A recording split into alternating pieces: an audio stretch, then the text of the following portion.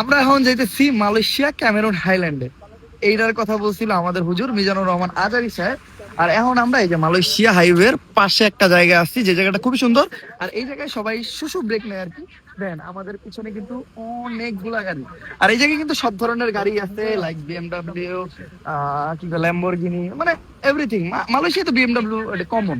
আর ওই যে আমাদের হোন্ডা সিভিক। আর এই যে কিন্তু অনেক জোস জোস বাইকও আছে, এই যে আমাদের পিছনে একটা কাওয়াসাকি 1100 সিসির উপরের বাইক। তারপরে অনেক বাইকাররা ট্যুরে আসছে, মানে ওনারা হয়তো ক্যামেরুন যেতেছে, আমি জানি না। আর ভাই একটু আগে আমি দেখলাম একটা MT-250।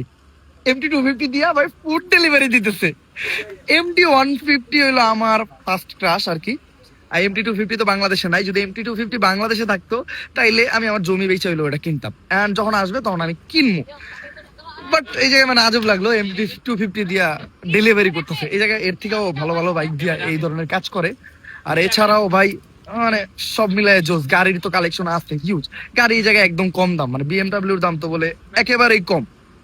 আর জাস্ট এই ভিউটা দেখেন, বৃষ্টি হইছে, বৃষ্টির পরে কত সুন্দর লাগে। হ্যাঁ, মালয়েশিয়ার ওয়েদার কিন্তু সব থেকে জোস। মালয়েশিয়া কিছুক্ষণ বৃষ্টি হবে, আবার হুট করে রোদ উঠে যাবে, আবার দেখবেন ওই যে মেঘ। মানে এই জায়গায় বৃষ্টির পরে কিন্তু রাস্তাঘাট ময়লা হয় না, কারণ রাস্তাঘাট খুবই পরিষ্কার পরিচ্ছন্ন, খুবই ভালো। কাদা মাটির ধুলা বালুর কোনো চিন্তা নাই।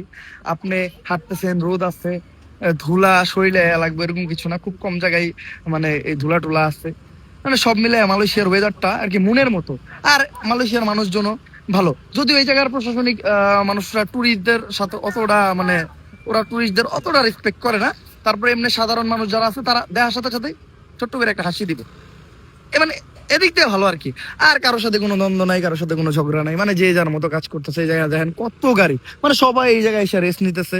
কারোর লগে কোনো বিশৃঙ্খলা নাই, মানে কেউ কারো জায়গা দখল করতেছে না, সবাই সবাইরে জায়গা দিতেছে, মানে সবাই সবাই হেল্প করতেছে।